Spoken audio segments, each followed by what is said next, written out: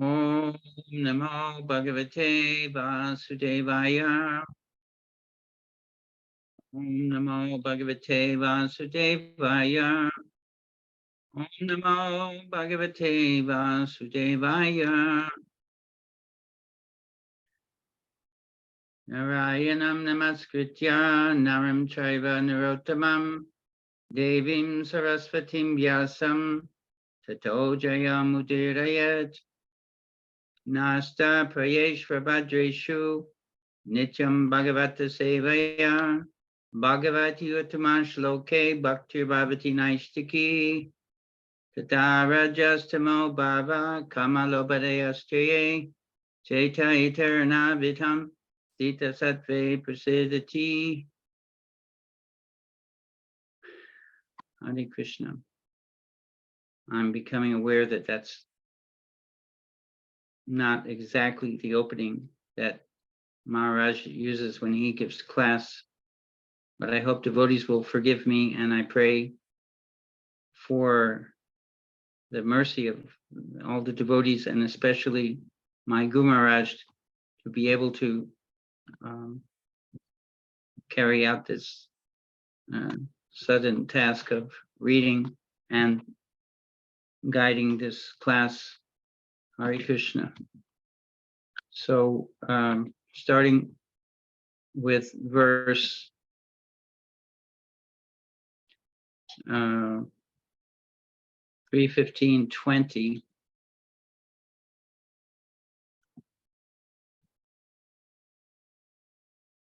Yat Sankulam Hari. Okay, I think it's Brahma Samhita melody. Yat Sankulam Hari Badanati Matradishtar Vaidurya Mara Katahema Mayar Vimanai Ye Shambrihat Katitata Smita Sobhimukya Krishnatmanam Naraja Adadhur Utmayadai. Translation by Srila Prabhupada. The inhabitants of Vaikuntha travel in their airplanes made of lapis lazuli, emeralds, and gold. Although crowded by their consorts, who have large hips and beautiful smiling faces, they cannot be stimulated to passion by their mirth and beautiful charms. Purport. In the material world, opulences are achieved by materialistic persons by dint of their labor. One cannot enjoy material prosperity unless he works very hard to achieve it. But the devotees of the Lord or residents of Vaikuntha have the opportunity to enjoy a transcendental situation of jewels and emeralds. Ornaments made of gold bedecked with jewels are achieved not by working hard, but by the benediction of the Lord. In other words, devotees in Vaikuntha world, or even in this material world, cannot be poverty-stricken, as is sometimes supposed. They have ample opulences for enjoyment, but they need not labor to achieve them.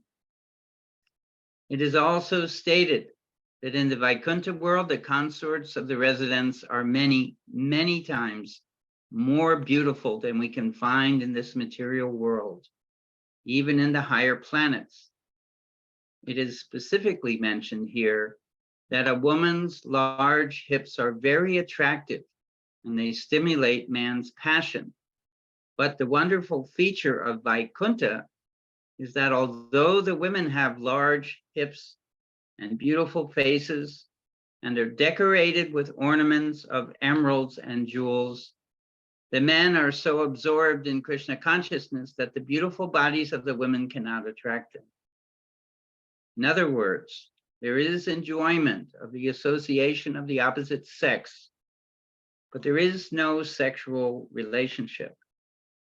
The residents of Vaikuntha have a better standard of pleasure, so there is no need of sex pleasure.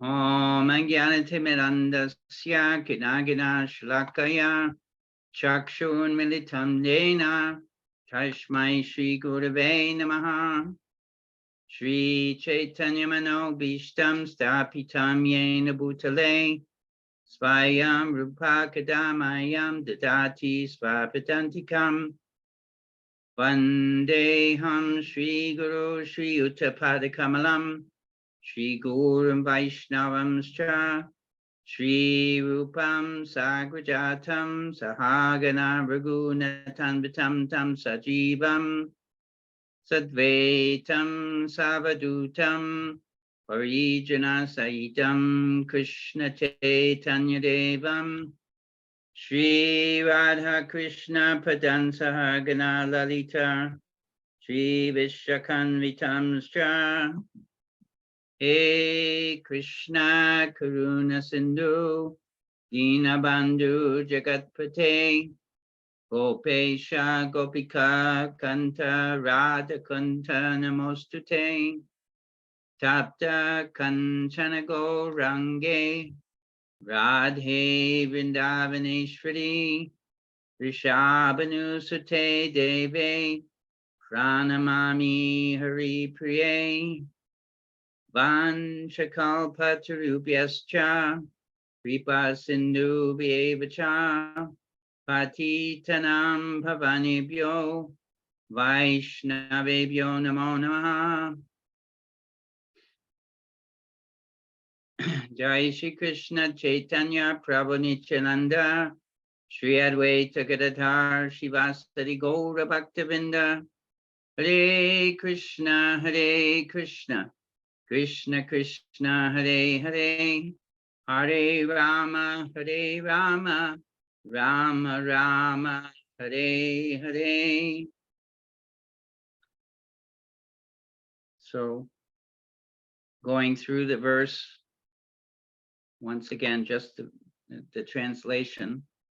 The inhabitants of Vaikuntha travel in their airplanes made of lapis lazuli, emerald, and gold. Although crowded by their consorts who have large hips and beautiful smiling faces, they cannot be stimulated to passion by their mirth and beautiful charms. So if anyone would like to comment on this verse or purport.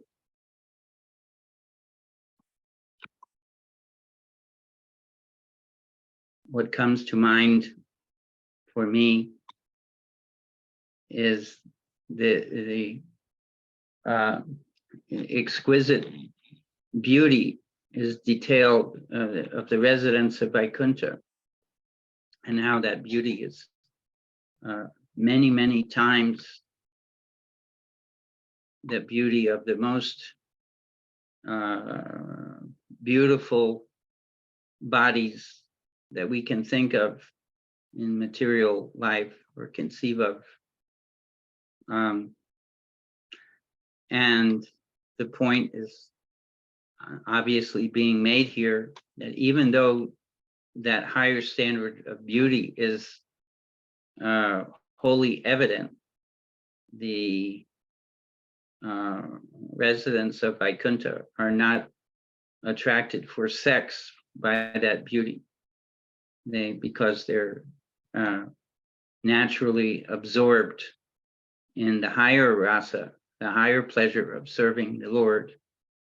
And so it doesn't allow any room for sex pleasure, even though the standard is so much more beautiful. As devotees, we understand that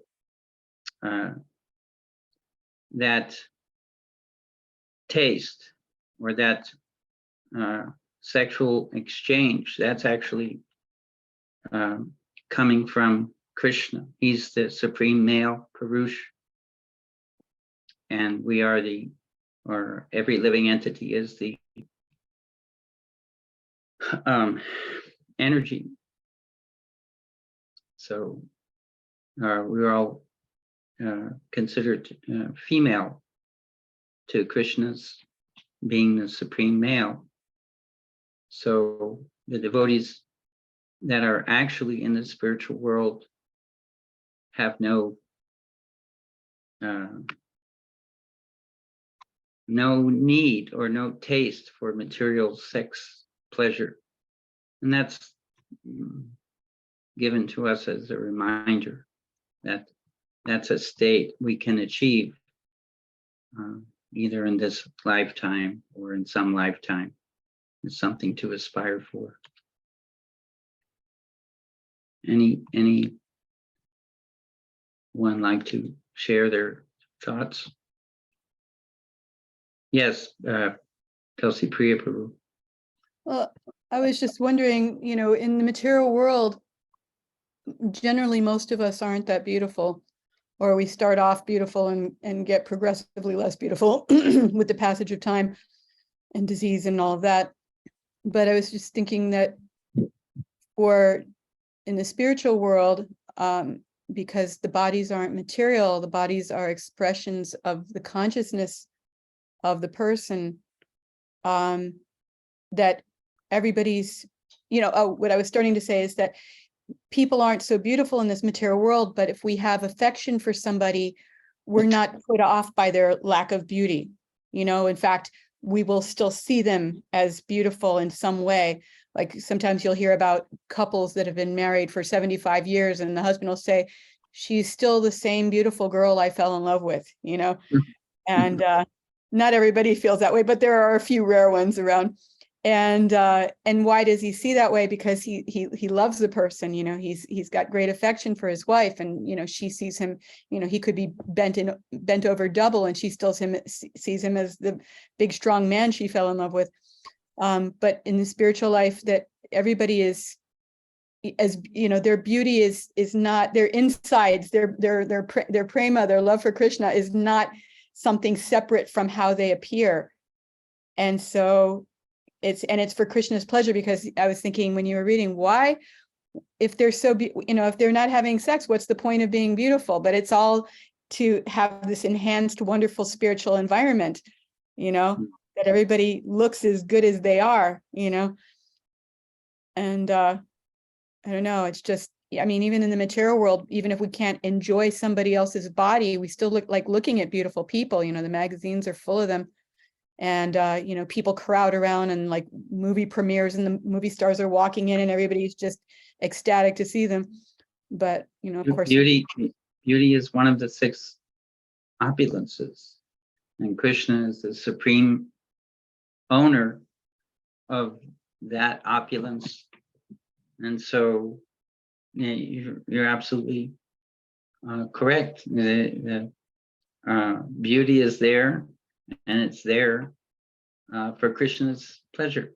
And the devotees who are advanced in knowledge, they understand that completely. That, there may be a beautiful form, but it's, this body, this beauty is meant for Krishna's pleasure, not my pleasure. So sex is when we're selfishly thinking of our own pleasure, and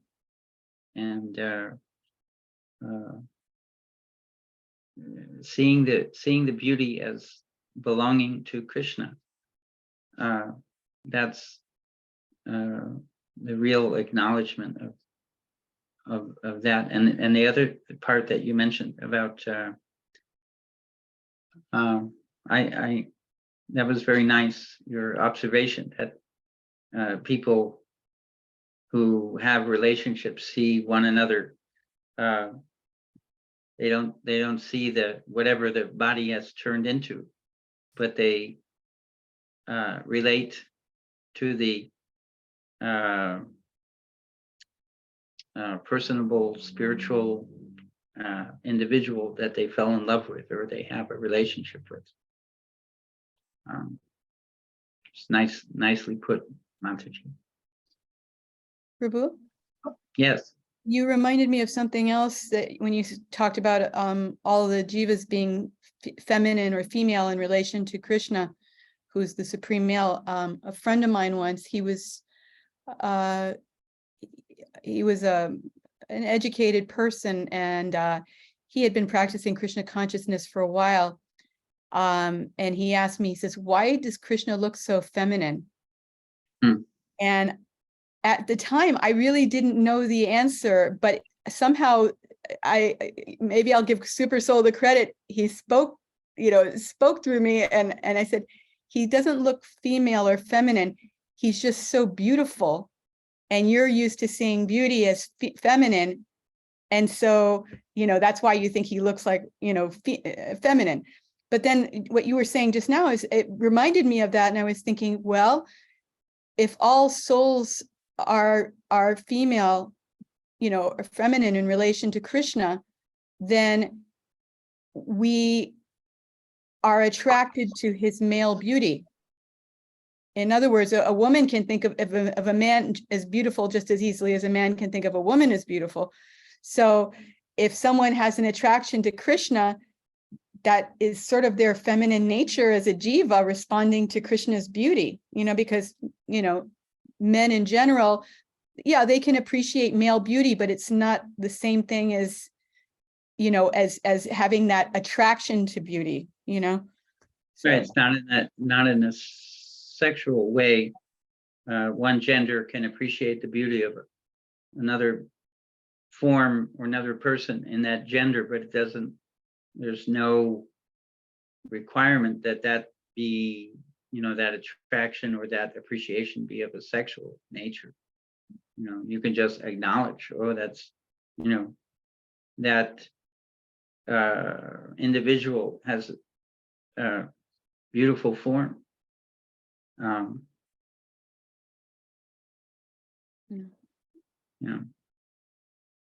sorry, I didn't cut you off. The difference is that we're attracted to Krishna, or we're meant to be attracted to Krishna. So that beauty is part of that attraction. It's not just appreciation. There should also be attraction. And I think, that's why maybe, men seem to have an easier time, according to Shastra, that, understanding transcendental knowledge. But Prabhupada says it, because women are simpler, then there's that natural attraction. You can cut right through the philosophy and go straight to attraction, but we still have to be purified in either case to have the proper attraction. Thank you. Agreed. Does anyone else want to throw in their 2 cents? All right. There's something in the chat. Let's see.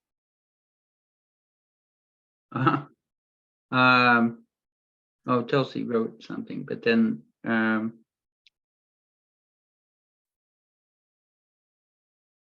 okay. Would you like me to share anything from Vishwanath Chakravarti Thakur? You can if you like. I don't have a need one way or the other, but if you think it will enhance our discussion, you're certainly welcome to do so. It's up to you if you want to, move on or not. That's all. I don't, I can read it or not read it if you like. It's let me see, it's short. You think it's relevant, and while you're finding that, Nexus 6 says Hare Krishna. In the description, they are only couples and don't need sex. That means no children. Yeah. Prabhupada makes the point in different places that the gopis and Krishna have an intense relationship, but you never hear about pregnancies or children or things like that. That's not part of the dynamic. That's not part of the relationship. That's only connected to the material world. Tulsi Priya, if you have something to read. Yeah. Basically, the one thing that he says different in this purport from forget Maharaj's name, it slipped out of my head, but it says Vaikuntha is filled with airplanes made of gold, obtained simply by surrender to the Lord's feet, by bhakti, not by jnana or karma, even though performed perfectly. In those persons engaged in the bliss of worship of the Lord, there is, okay, I had read this the last class. Okay, there is no room for the bliss of Brahman, as mentioned previously, what to speak of material pleasure.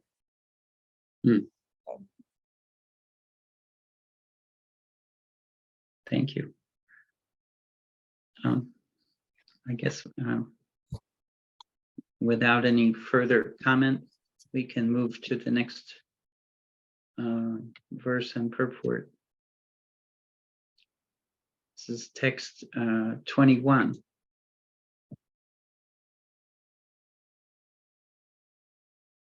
Okay. Shri Rupani Kvanayati Charanaravindam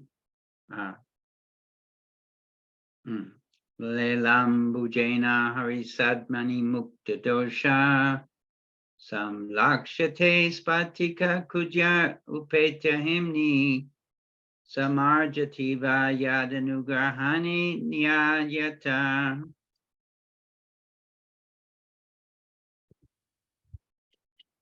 Translation. The ladies in the Vaikuntha planets are as beautiful as the goddess of fortune herself. Such transcendently beautiful ladies, their hands playing with lotuses and their legs bangles tinkling, are sometimes seen sweeping the marble walls, which are bedecked at intervals with golden borders, in order to receive the grace of the Supreme Personality of Godhead. Purport. In the Brahma Samhita, it is stated that the Supreme Lord Govinda is always served in his abode by many, many millions of goddesses of fortune. Lakshmi Sahasra Satasam Brahma Sevyamanam.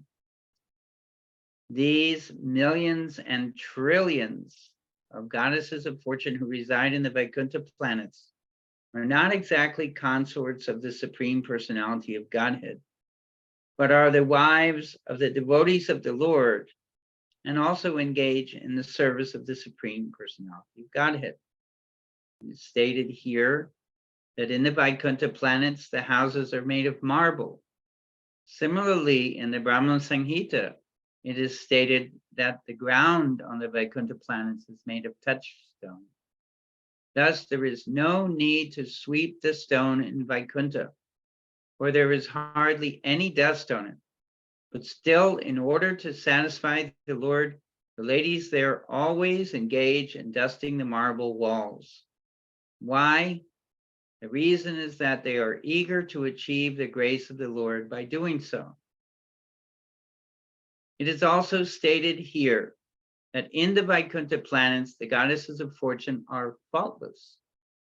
Generally, the goddess of fortune does not remain steadily in one place. Her name is Chanchala, which means one who is not steady. We find, therefore, that a man who is very rich may become the poorest of the poor.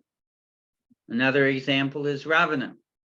Ravana took away Lakshmi, Sitaji, to his kingdom, and instead of being happy by the grace of Lakshmi, his family and his kingdom were vanquished.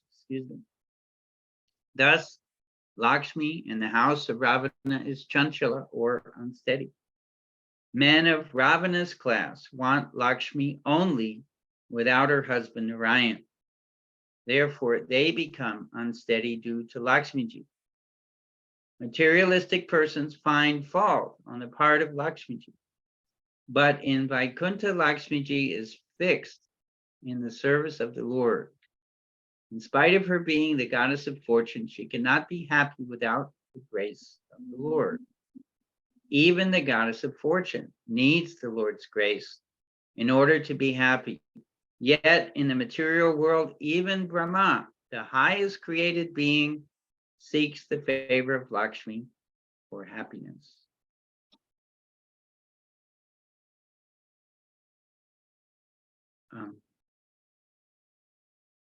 So as I was reading, I was thinking of that expression that we all know in the material world, Lady Luck. We associate a woman with being sometimes of one mind and sometimes of another mind. And especially gamblers, they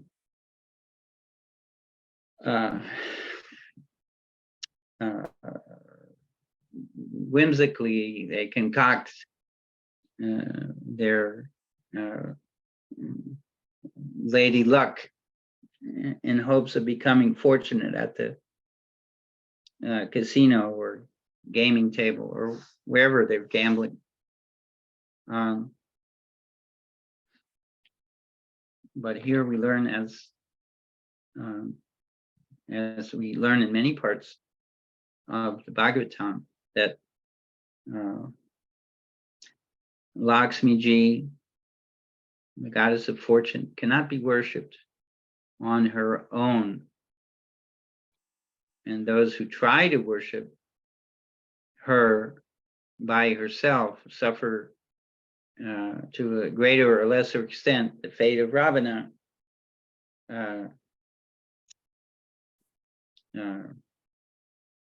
who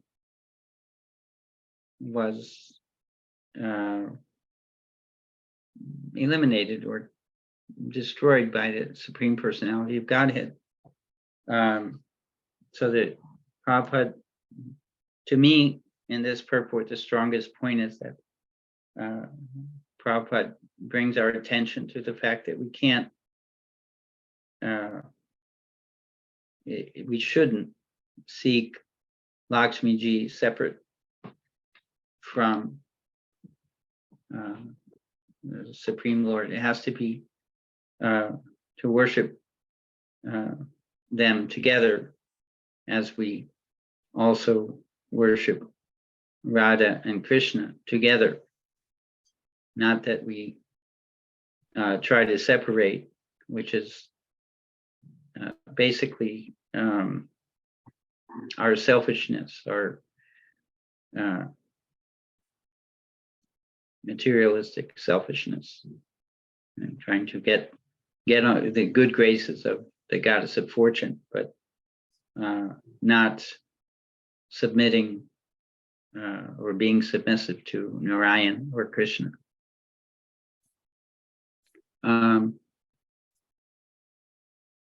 Okay. Nice. Thank you for posting the verse, Kendra Prabhu.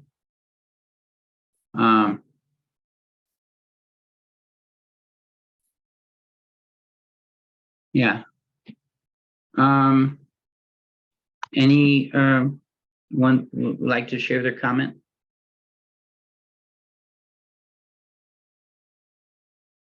Prabhu? Go ahead.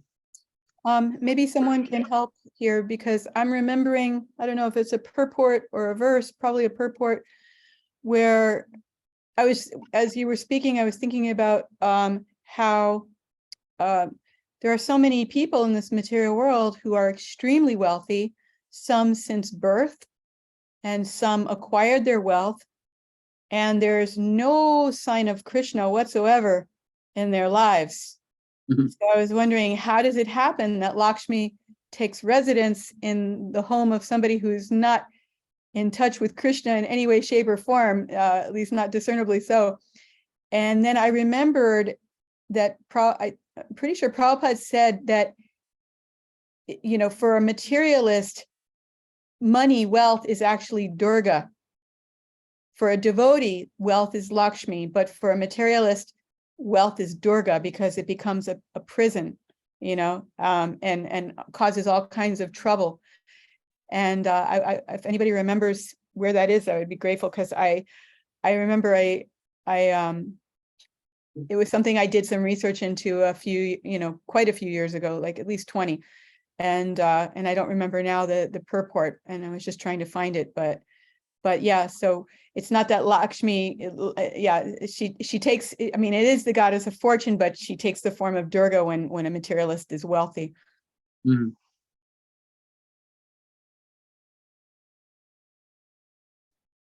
Well, if no one wants to respond to that, I would just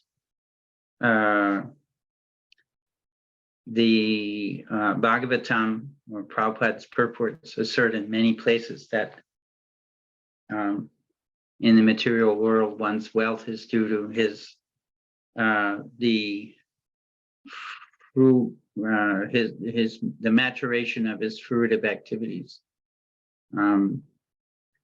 He's getting the results of his pious activities or fruitive activities, and so that's a very one definite explanation of why one person is born with a silver spoon in his mouth and another person is born poverty-stricken. It's due to their past karma, past fruitive activities. But it's also another way to see it is the way that you brought up about that wealth is trouble. And for a materialist who has a poor fund of knowledge, they're always after money. Where's the money? They're always looking for it. And they have no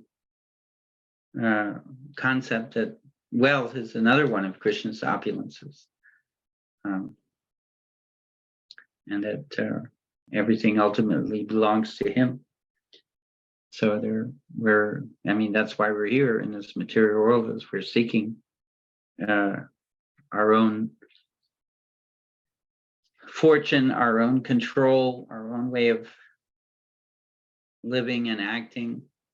And anyone with that mentality, of course, loses sight of the fact that it's only temporary, and after a few years, everything, as we leave the body, everything has to be left. You can't take it with you, as the saying goes.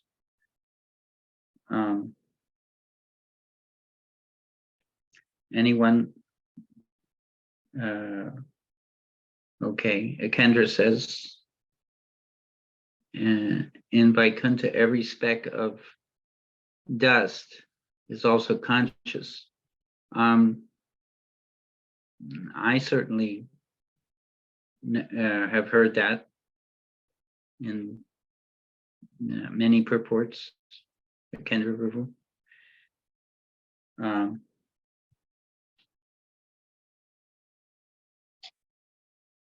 Anyone else like to contribute about this verse, or we could go on?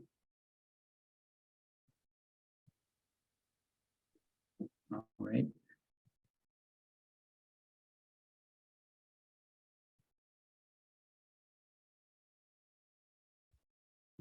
This is text 22. Vapi subidramatatasvatman lamritapsu preshyan vitani javane tulasi birisham abhyarchati svalakam unasam ikshavaktram uchesitim bhagavateti amatanga yatri. Translation: the goddesses of fortune worship the Lord in their own gardens by offering tulsi leaves on the coral paved banks of transcendental reservoirs of water. While offering worship to the Lord, they can see on the water the reflection of their beautiful faces with raised noses, and it appears that they have become more beautiful because of the Lord's kissing their faces. Purport: generally, when a woman is kissed by her husband, her face becomes more beautiful. In Vaikuntha also, although the goddess of fortune is naturally as beautiful as can be imagined, she nevertheless awaits the kissing of the Lord to make her face more beautiful. The beautiful face of the goddess of fortune appears in ponds of transcendental crystal water when she worships the Lord with tulsi leaves in her garden. So the beauty comes from attention from the Lord, not from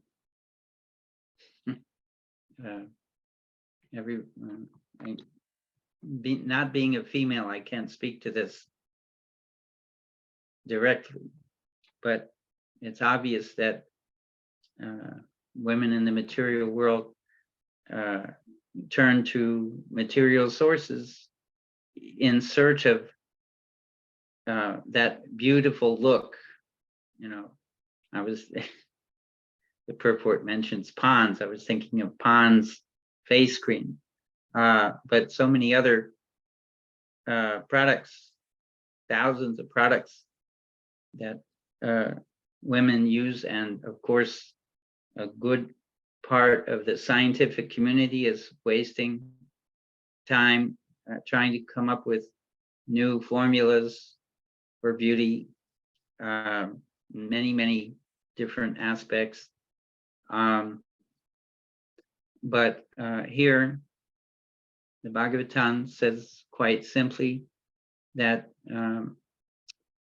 women become more beautiful when they receive the Lord's attention, or even attention from their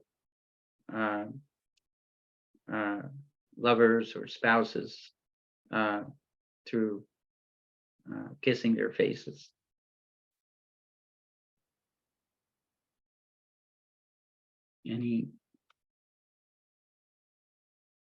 Anyone want to add to this? Okay. I think this is a Kendra. Yeah. Okay. Kendra says, I've always wondered what's meant in our literature by, quote, raised nose. I'd like to see an A-B comparison of a raised nose and a non-raised one.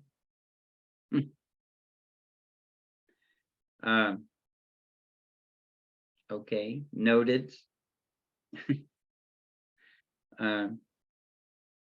They've certainly been depicted in art, various artistic conceptions, and at different times, Srila Prabhupada has written as nose of a certain shape as one of the features of a beautiful woman. I can't remember exactly what the details are of that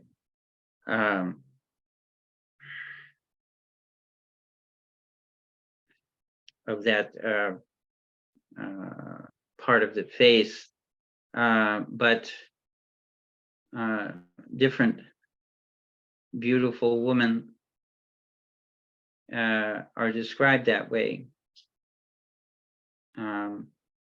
Different features of their bodies, and as the face is described, the nose is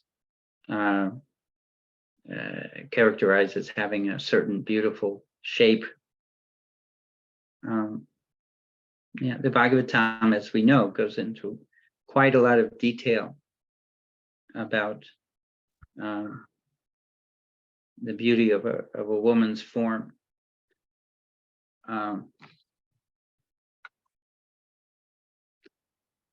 Any comment, especially from the women? All right. Prabhu? Yes, Prabhu. Chaitanya Mahaprabhu's nose is described as being like a sesame flower. And I looked it up once, and it's kind of like a long flower, like sort of like, oh, I can't even think of how to describe it. But anyways, anyone can Google it if they want. It's sort of it has a long body instead of being round and more two-dimensional. And Bulbous.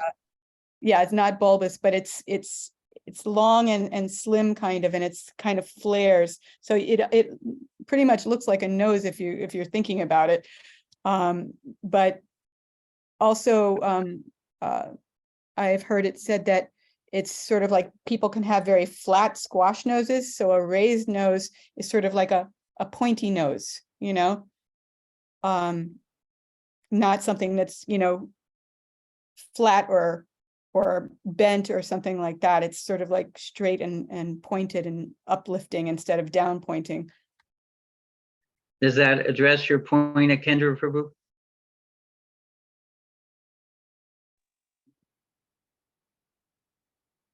In the Bhagavatam, we find unnasam and sunasam. Unnasam mean, Prabhupada translates raised nose. Munir Williams says a prominent nose. Sunasam means a very nice nose. So what would you say? The ideally beautiful noses or ideally placed noses, but exactly what that comes to anatomically, which was the Kendra's question, may still be open.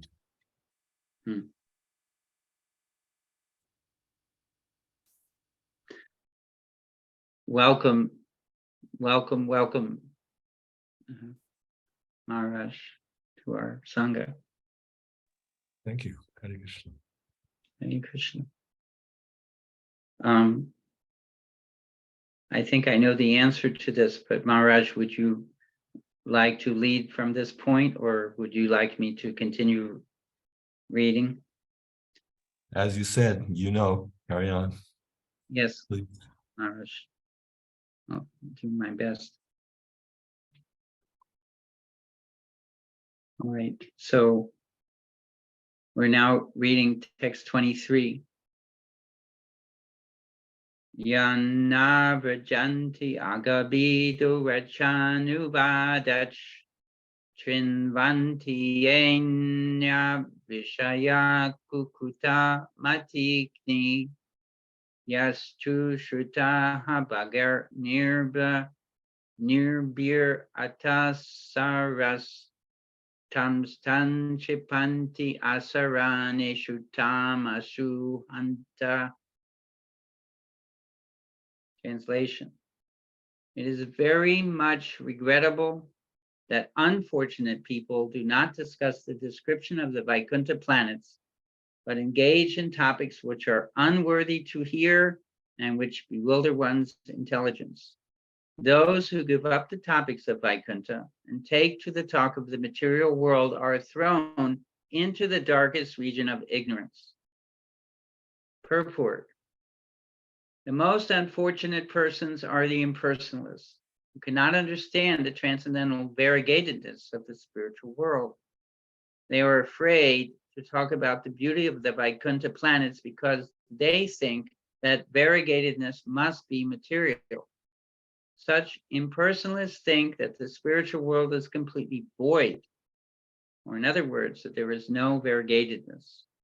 This mentality is described here as Kukata Atigni, intelligence bewildered by unworthy words. The philosophies of voidness and of the impersonal situation of the spiritual world are condemned here because they bewilder one's intelligence.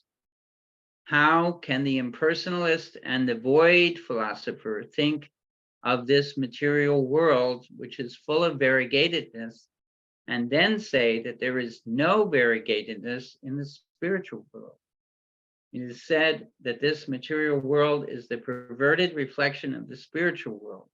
So unless there is variegatedness in the spiritual world, how can there be temporary variegatedness in the material world? That one can transcend this material world does not imply that there is no transcendental variegatedness. Here in the Bhagavatam, in this verse particularly, it is stressed that people who try to discuss and understand the real spiritual nature of the spiritual sky and the Vaikunthas are fortunate. The variegatedness of the Vaikuntha planets is described in relation to the transcendental pastimes of the Lord. But instead of trying to understand the spiritual abode and the spiritual activities of the Lord, people are more interested in politics and economic developments. They hold many conventions, meetings, and discussions to solve the problems of this worldly situation, where they can remain for only a few years, but they are not interested in understanding the spiritual situation of the Vaikuntha world. If they are at all fortunate, they become interested in going back home, back to Godhead. But unless they understand the spiritual world, they rot in this material darkness continuously. Hare Krishna. Maharaj, would you like to share some thought? Well, you could start off. Otherwise, the thought that comes to mind is that the real good fortune is to hear about Krishna, and misfortune is to hear about everything else. There's that that pair of verses there is there in first canto about the swans and the ducks being two different kinds of creatures, and the crows, or rather the swans and the crows. The crows are the ones who want to hear rejected garbage of literature and news, and the swans want to hear Krishna Katha. So it's and the Krishna Katha, Pavosadat Shrotamano Virama, that's the cure for all of our problems. That's the remedy. So how unfortunate are those who have no interest, no taste, no inclination to hear about Krishna, but instead want to hear all this rubbish of the material world. It's so unfortunate.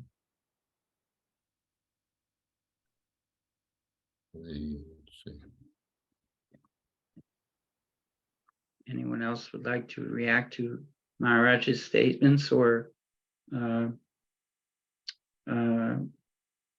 give us your view of the text?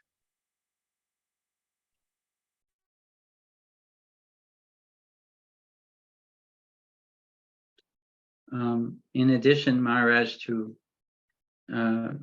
being unfortunate, Prabhupada, he basically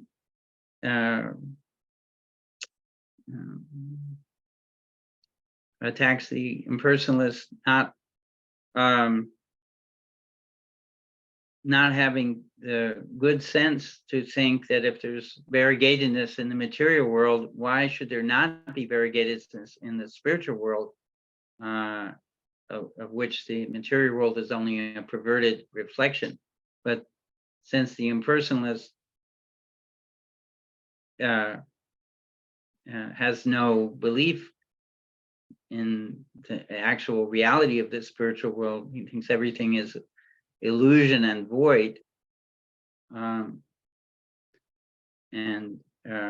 takes the material situation to be temporary, but no variegatedness in the spiritual world. Prabhupada appears to be lamenting the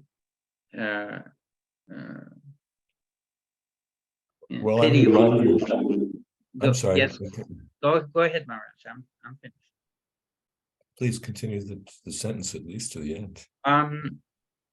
All I was saying that Prabhupada basically almost pities the misfortune of the impersonalists who can't even. It's almost like they can't even add 2 and 2, because they're. Go ahead, Maharaj.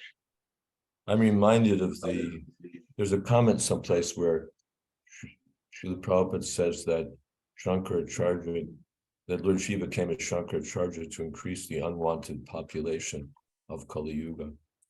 So I sort of pondered that from time to time. How does preaching Mayavad philosophy increase the unwanted population? Of course, Mayavad philosophers themselves are unwanted population. But my thought was that if spiritually all there is void or something impersonal, it makes material variety look good. And the essence of variegated material enjoyment is sex life. So if there's nothing spiritual, well, we might as well have sex and enjoy. However miserable it is, however frustrating, however many problems it causes us, however disappointing, however traumatizing, let us try to enjoy sex because that's all there is. Or let us try to enjoy material life, the whole exfoliation of cities and machines and passion and what have you. And let us do this because this is what there is. And so that, the impersonalists finally get us there. I see also in this verse that Anya Vishaya, other subject matters, are kukuta, bad words, bad topics, which are matigni, which kill our intelligence. It's not just that we're wasting time talking about other things or reading about other things, but that it kills our intelligence. It undermines it, corrodes our intelligence, and so one becomes what's the word? Hattabhaga. Hattabhaga means devoid of all good fortune. One becomes unfortunate by hearing, and atasara, bereft of. Prabhupada translates Sara as values, bereft of values. Let's see. I wonder what that Sara in the plural denotes. Sara.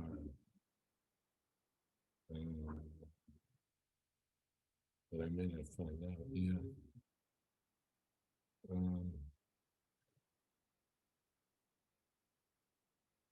So it's a pretty stark choice we have. Either we're purifying our intelligence by talking of Vaikuntha topics, or we're destroying our intelligence by paying attention to other topics which lead us away from Krishna consciousness. Yeah. And by hearing these things, it's not just that it corrodes our values and corrodes our intelligence, but finally, Kshipanti Asharaneshu Tamasu, one is devoid of shelter. By hearing about Krishna, one takes shelter of Krishna. But by hearing of Maya, one is devoid of any shelter.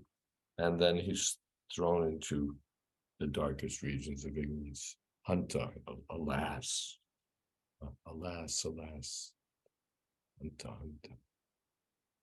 What you just said reminded me of Krishna Surya Sama Mayaya Andhakar. Yes. We are out of time.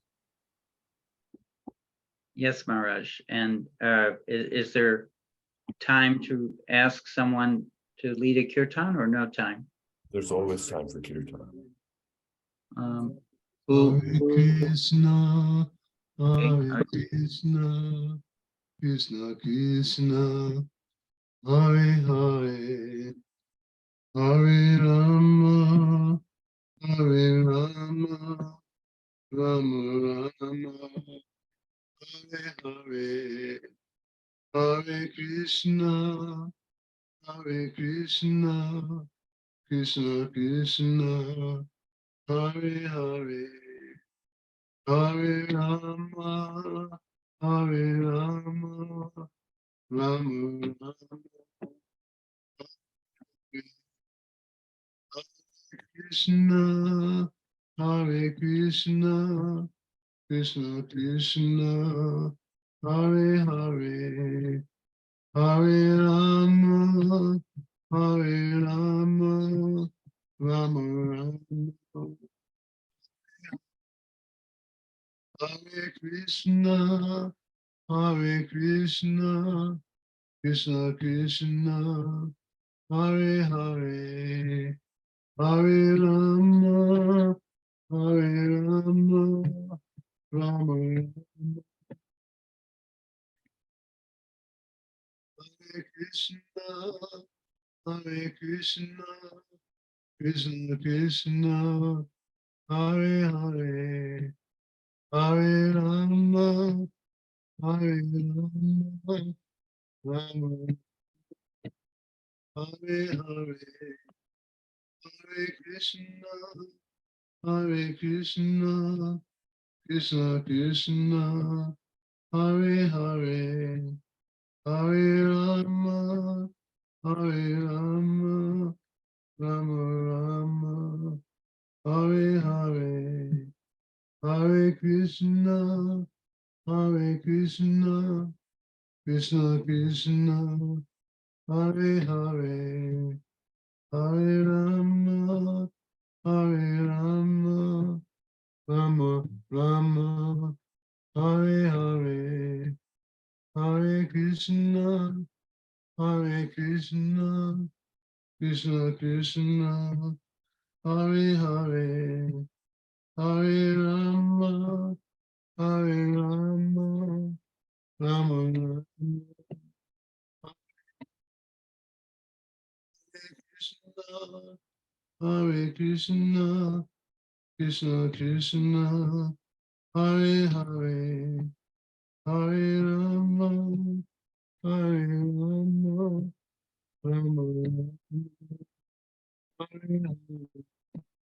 Krishna Kantaya Prabhu, where you go in and out with your signal. It's a very beautiful kirtan. Thank you very, very much. Hare Krishna. Hare Krishna. Maharaj, would you like to lead us in the closing prayers? Someone with a voice can do that. Prabeen, would you like to lead us in the closing prayers? He doesn't have audio. Yeah, he doesn't have audio. Okay. Jayam Vishnupad Paramahamsa Ravirajaka Astottara Srimad. Jayadvaita Swami Prabhupada ki jai. Ananta Koti Vaishnavinda ki jai. ISKCON founder Acharya Srila Prabhupada ki jai. Prem se ko Shri Krishna Chaitanya Prabhu Nityananda Shri Advaita Gadadhar Shivasari Gaura Bhakta Vrinda ki jai.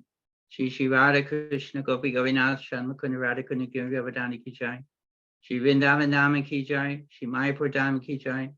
Shri Tulsi Devi ki jai. Shri Bhakti Devi ki jai. Shri Samabeta Bhakta Vrinda ki jai. Gaur Premananda Hari Hari Bol. All glories to the assembled devotees. Krishna. Hare Krishna. Thank you, Gurudas Prabhu. My continued obeisances to all the devotees for this, allowing this attempt. And I pray for your mercy for my many mistakes. Thank you, everyone, for attending. Thank you so much, Gurudas. Hare Hare Krishna. Krishna Prabhu. All glories, all glories, all glories. Thank you, Gurudas Prabhu. Hare Krishna. Thank you, Maharaj, and thank you to all. Srimad Bhagavatam ki jai. Jai, Jayadvaita Maharaj ki jai.